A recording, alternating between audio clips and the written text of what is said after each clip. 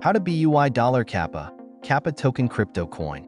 How to buy CA token before it officially launches. Important note: this is not financial advice. I am not a professional or an expert in economics. Always do your own research before investing in any project mentioned on this channel.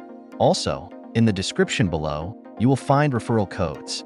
You can earn bonuses and free crypto rewards by using these top referral codes.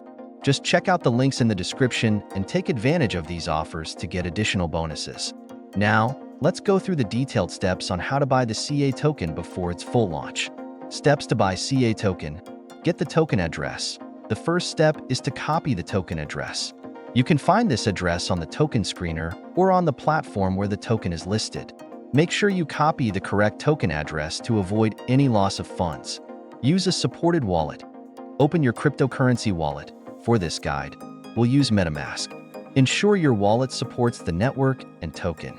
You will need to choose the correct network as per the token's listing, for example, Ethereum, Binance Smart Chain, etc. Add the token to your wallet. In your wallet, click the plus or Add Token button, depending on your wallet type.